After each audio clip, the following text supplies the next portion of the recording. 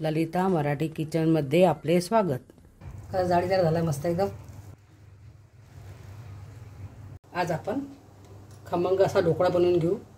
त्यासाठी मी तुम्हाला घेतलेली सामग्री सांगते। 100 ग्राम बेसन पीठ, हे लिंबूचे फुल आहे, याला सायट्रिक ॲसिड सुद्धा बोलतात, इनोचं पाकिट, 7-8 हिरव्या मिरच्या तडक्यासाठी आणि चटणीसाठी, कोथिंबीर चटणीसाठी आणि तडक्यासाठी, मीठ चवीनुसार, चिंच चटणीसाठी, साखर 1 चमचा, हळद चिमूटभर घ्यायची, कढीपत्ता तडक्यासाठी, मोहरी तडक्यासाठी, साखर 1 चमचा,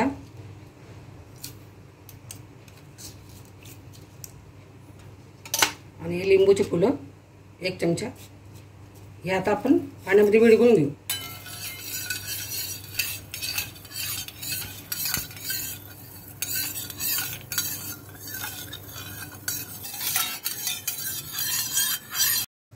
आता आपण पीठ काढून घेऊ ढोकळ्यासाठी।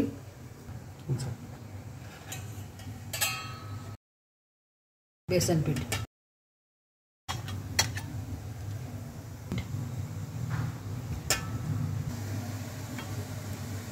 लिंबूचे फुलं आणि साखरेचं पाणी,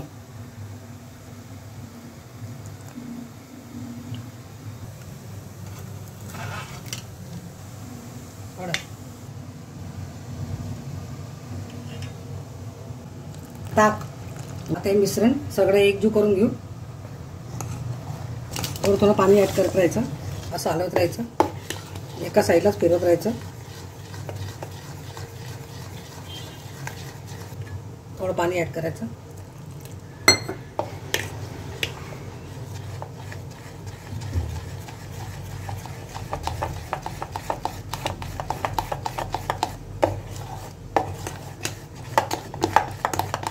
गुठल्या राहायला नको पाहिजे।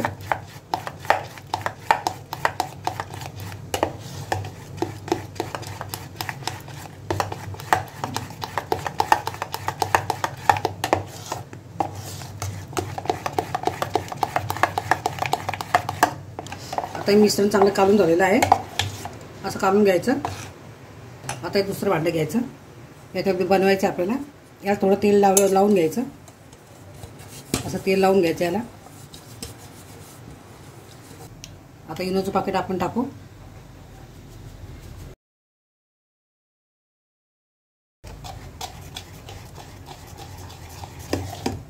चांगलं एकजीव करून घ्यायचं याला। असं फेसायला पाहिजे, एकदम असा चांगला फेस आला पाहिजे।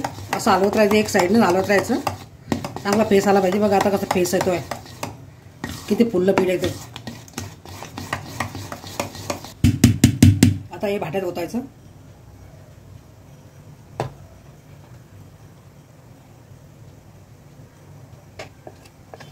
मी भांड्यामध्ये ओतून घेतलेलं चांगलं असं करून घ्यायचं। याला आता 20 मिनिटासाठी याला वाफ देऊन घेऊ।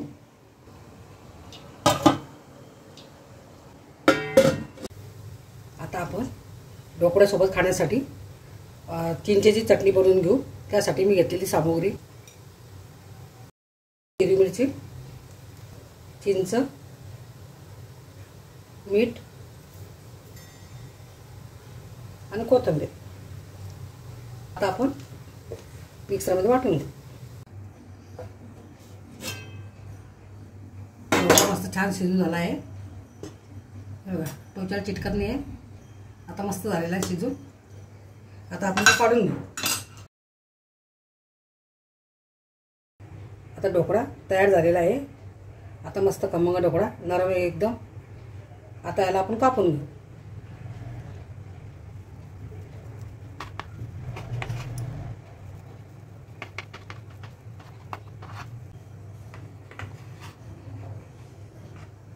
आता मस्त कापून घेतलेला आहे ढोकळा। आता आपण याला तडका देऊ। आता आपण ढोकळ्यासाठी तडका बनवून घेऊ। थोडं तेल टाकू,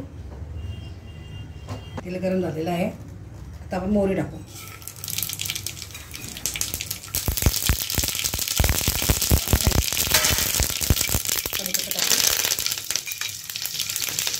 हिरवी मिरची टाकू,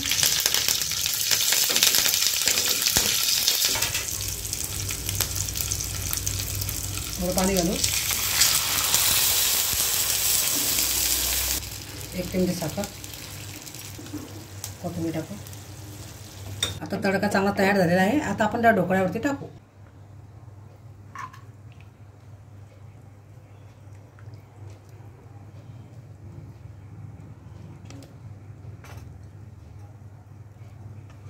जाळीदार झाला मस्त एकदम. आता आपण चटणीसोबत खाऊ. रेसिपी आवडली असल्यास चॅनलला शेअर, सबस्क्राईब, लाईक करा.